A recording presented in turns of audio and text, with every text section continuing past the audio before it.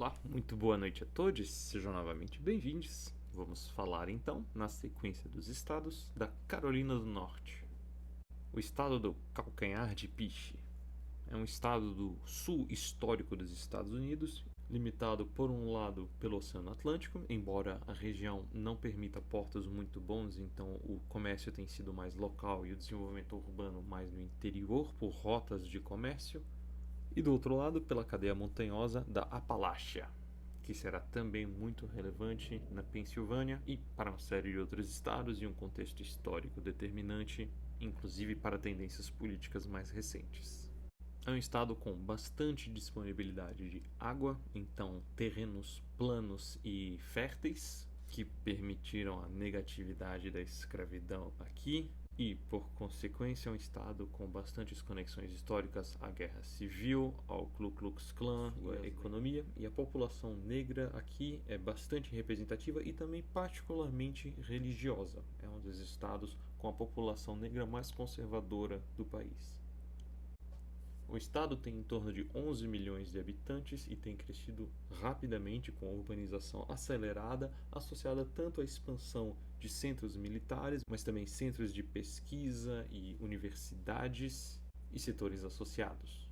As maiores concentrações populacionais aqui são Charlotte, de quase 1 milhão de habitantes em si e quase 3 milhões sua região metropolitana, Raleigh, a capital, de em torno de meio milhão de habitantes e 1,5 na região metropolitana, Greensboro, de 300 mil para 800 mil região metropolitana, Durham, logo ao lado de Raleigh, Winston-Salem, logo ao lado de Greensboro, Fayetteville e outros bolsões ali, como Asheville, Morganton, etc. Aqui percebe-se uma tendência de concentração de população negra em partes destas cidades e população branca em outras, o que implicará também no perfil eleitoral, como veremos em breve. Curioso destacar aqui que entre Durham e Raleigh há uma concentração forte de populações asiáticas. Mais de 20% da população é negra, mais de 10% é hispânica, maioria mexicana, mas bastante puerto-riquenhos também, e outros 4% asiática. Então, um pouco mais de 30% da população é não branca, o que indicaria uma certa vantagem dos republicanos, contudo a maior parte do eleitorado branco possui diploma de ensino superior, o que favorece os democratas. O estado tem um histórico de ser bastante próximo e disputado, mesmo sendo do sul histórico. Pela maior parte da história, os republicanos não precisaram se preocupar com o estado a nível nacional, até que Obama apareceu. Além disso, a nível das eleições ao governo do estado, os democratas costumam ganhar a maior parte do tempo, frequentemente no legislativo também. Particularmente desde a ascensão do Tea Party ali, na época do Obama também, as tensões políticas se acirraram e a tendência do gerrymandering mais exacerbado se tornou realidade. Falaremos mais a respeito do gerrymandering, mas em outro vídeo. O curioso contraste aqui, então, é que nas últimas 11 eleições presidenciais, 10 vezes o Estado elegeu um republicano, e nas últimas 11 eleições a nível do governo, 8 vezes elegeu democratas. A esperança dos democratas é que o crescimento dos subúrbios e mudanças populacionais recentes tem consolidado o voto democrata no Estado. Mas ainda resta a ver se isso será o bastante para superar os numerosos municípios mais rurais, todos fortemente trumpistas. Olhando no nível mais micro possível, então o que se vê são bolsões azuis pelo meio leste não costeiro do estado, justamente nas maiores cidades, Charlotte, Raleigh, Fayette, Greensboro, particularmente nas regiões de preponderância negra. Os subúrbios dessas cidades, particularmente Charlotte e Raleigh, mesmo tendo votado ainda mais em favor do Trump na última eleição, moveram-se fortemente para os democratas, resultando em um fracasso eleitoral de Biden nesse estado por um mísero ponto percentual. Olhando então a nível dos condados, nota-se o condado de Mecklenburg, onde fica Charlotte. Azulona, mas até sua região metropolitana já volta a ser vermelha.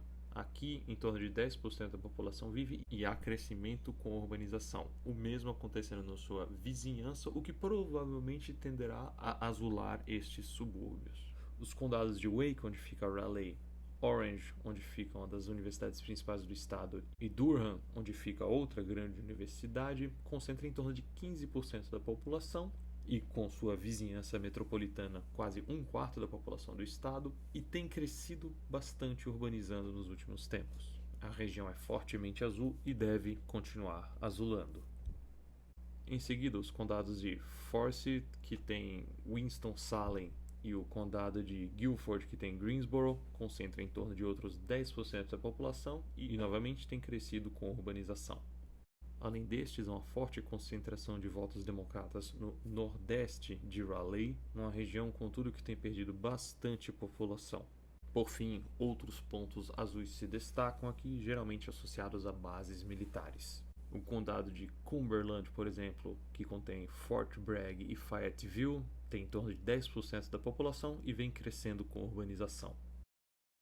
Biden aqui apertou a diferença para com Trump, particularmente dado o desempenho em Charlotte, no condado de Mecklenburg, embora sua região metropolitana não tenha mudado tanto, e no triângulo do condado de Wake, em suas regiões suburbanas. Uma tendência que também se replicou em outras aglomerações urbanas, como New Hanover, Forsyth, Guilford, outras. Percebe-se aqui uma forte concentração das populações minoritárias num centro-leste afastando-se do Atlântico, particularmente da população negra em torno de Charlotte e naquela região do Cinturão Negro ao nordeste de Raleigh, e de populações indígenas num condado ali de Robeson. Em termos educacionais, existe uma maior concentração de pessoas com ensino superior em torno de Charlotte, Asheville e principalmente Raleigh, Greenburgh, Durham. E finalmente, em termos econômicos, parece haver um pouco mais de concentração de pobreza na região do Cinturão Negro e nas proximidades de Robeson, embora isso não se reflita tanto em questão de desemprego. E a renda média claramente se concentra mais na região novamente de Charlotte, Raleigh, Durham. Agregando o estado em regiões políticas macro, então, a grande região de Charlotte, que passou de uma vantagem democrata de 40 mil votos em 2008 para uma vantagem de 120 mil votos em 2020, uma região com urbanização, educação e diversidade maior que a média. A região do Triângulo, que passou de uma vantagem de 170 mil votos pró-democrata para mais de 320 em 2020, e também tem urbanização, educação e diversidade maior que a média. A região de Piedmont, que está historicamente associada à cultura do tabaco e, consequentemente, do algodão, passou de uma vantagem de 120 mil votos republicanos para 250 mil e possui uma urbanização, educação e diversidade menor que a média do estado. A região do Cinturão Negro, a mais fortemente associada à cultura escravocrata do Sul, que se reflete hoje na manipulação do voto pelo gerrymandering para menosprezar o voto negro, o que resulta numa queda da margem democrata de quase 50 mil votos em 2008 para menos de 30 mil votos em 2020. A região leste do estado costeira atlântica, que passou de uma margem de 50 mil para hoje 160 mil votos pró-GOP. E, finalmente, a Appalachia, uma região que dobrou a vantagem republicana de 70 para 140 mil votos entre 2008 e 2020, tendo uma menor urbanização, educação e diversidade que a média do estado. Aqui, em nível de pleitos, não há nada muito particularmente relevante, exceto a eleição a governo do estado, onde Mark Robinson, do GOP, é candidato à maior catástrofe eleitoral dos últimos anos. Por favor, assistam ao meu vídeo quanto às eleições ao governo e choquem-se. Fora isto, na Câmara dos Deputados, a House of Representatives, um candidato trumpista foi derrotado nas primárias no 1º distrito, e os democratas devem manter este assento, ao que tudo indica. Talvez haja uma mudança no 13º distrito, que atualmente está nas mãos de um democrata, mas por uma margem de apenas 3 pontos percentuais. Em termos do perfil eleitoral aqui, em torno de 32% da população está registrada como democrata, 30% republicanos e 37% independentes e outros partidos.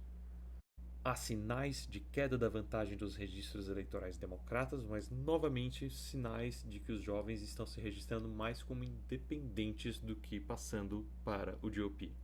A comparação natural aqui é com a Geórgia, com relação eleitoral de quase 0,9, e historicamente a Carolina do Norte é mais azul que seu vizinho ao sul. Contudo, vota tipicamente mais à direita do que o país.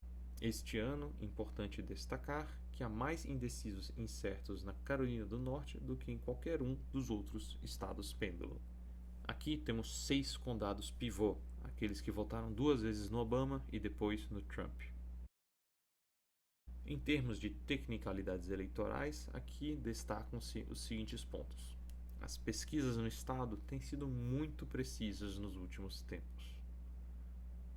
A votação antecipada não começa antes da terceira quinta anterior à eleição, ou seja, meio de outubro, e em torno de 5% da população solicitou cédulas estaduais de ausência, frente a 20% em 2020. Aqui, membros do GOP que fazem parte do corpo eleitoral do Estado às vezes confundem partidarismo com serviço público, usando sua plataforma institucional para trazer conspirações quanto à inundação de votos ilegais em 2020. Em casos mais recentes, no condado de Surrey, membros do GOP foram dispensados de suas funções por tentativas de atrasar o processo eleitoral sem justificativa alguma. Aproximadamente 1 milhão de registros eleitorais foram removidos do sistema nos últimos meses e estudantes agora poderão votar com a identidade digital. Aqui, Harris e Trump enfrentarão como terceiras vias Stein dos Verdes, West independente, Chase libertário, o que em tese complica um pouco mais para a Harris, num estado que votou mais ou menos o mesmo tanto para terceiras vias quanto a diferença entre o voto democrata e republicano. Por fim, então, em termos de probabilidade de vitória, o Silver Bulletin dá mais de 60% de chance de vitória ao Trump. O 538 dá ligeiramente menos de 60%. Meu lado mais cético tende a achar que os republicanos levarão o estado. Contudo, o absurdo abjeto da candidatura de Mark Robinson, que foi aplaudido, laudado, endossado e soerguido por Trump, me fazem questionar seriamente o impacto eleitoral, já que a margem entre ambos os candidatos foi muito apertada em 2020. Geralmente, em cada pleito eleitoral, há alguma surpresa inesperada. A Carolina do Norte pode efetivamente ser uma delas. Por hoje é só. Muito obrigado pela atenção. Até o próximo vídeo.